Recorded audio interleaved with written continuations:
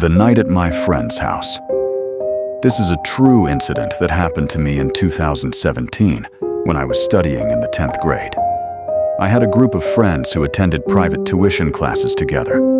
There were 5 of us, 3 boys and 2 girls.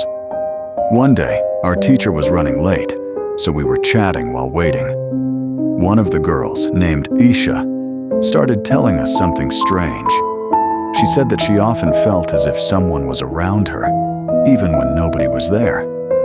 Sometimes she heard people screaming, children running, and family conversations coming from the floor above her apartment. The strange thing was that no one else in her family could hear those sounds. When we asked about the upper floor, she told us a disturbing story. About 2 years earlier, someone had committed suicide there. Since then, the floor had remained locked, and nobody was allowed to stay there. My best friend Momin and I laughed at her story. We thought she was just trying to scare us, but Aisha challenged us. "If you don't believe me," she said, "spend one night in that room." We accepted the challenge. A few days later, we went to her house. We specifically requested to spend the night in the locked room. Somehow, Aisha managed to get the key. Around 11 p.m., Momin and I entered the room carrying our phones, flashlights, and some snacks. The room had been closed for years, so it was covered in dust. We cleaned it, arranged a place to sleep, and brought a light bulb and a table fan from downstairs. Everything seemed normal. We spent hours talking and joking. By around 2 a.m., we decided it was time to sleep. But the moment we lay down, something strange happened. The light suddenly went out. At the same time, the table fan stopped working. At first, we thought it was a power outage. However, when we looked outside through the window, every other building and room still had electricity. Only our room was completely dark. We immediately tried to turn on our phones.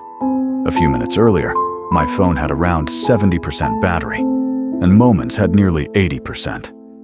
Yet both phones were completely dead. Our flashlights also refused to work. The darkness inside the room became overwhelming. Then we both felt something that terrified us. It felt as though we were no longer alone. There was someone, or something, inside the room with us. As we stood near the window, we suddenly heard loud footsteps from the rooftop above. It sounded as if dozens of people were running around together. The noise was so intense that it felt like a football match was taking place on the roof.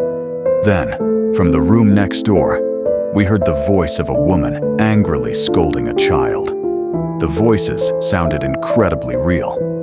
Gathering our courage, we walked toward that room. But when we looked inside, it was completely empty. No woman, no child, nothing. At that moment, fear completely took over. We decided to leave immediately. But when we reached the main door, it wouldn't open. We pushed and pulled with all our strength. Nothing. The windows wouldn't open either. It was as if we were trapped inside. Terrified, we returned to the corner where we had been sitting earlier. We began reciting prayers and verses that we remembered. The night felt endless. Every few minutes, it seemed like someone was walking past us. Sometimes, it felt as if somebody was whispering directly into our ears. Other times, it sounded as though someone was calling our names. Neither of us could explain what was happening. Hours passed in fear. Finally, we heard the sound of the Fajr prayer call from a nearby mosque. For the first time that night, we felt a little safer.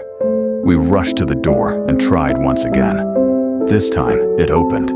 Without wasting a second, we ran out of the room and sprinted toward the mosque nearby. After offering our prayers, we told the imam everything that had happened. He listened carefully and advised us never to mock such things or put ourselves in danger for the sake of curiosity. Later that morning, we returned home. But the story didn't end there. For nearly a week, both Momin and I suffered from a high fever. When we finally returned to school, Aisha asked us a strange question. "Why did you leave without telling me? And why did you leave the room key outside our apartment door?"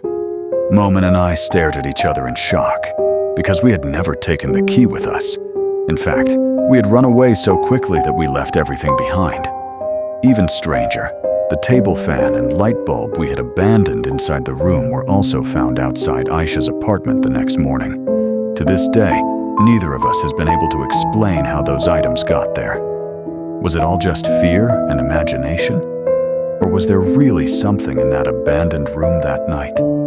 Even today, whenever I remember that experience, a chill runs down my spine, and that remains the most terrifying night of my life.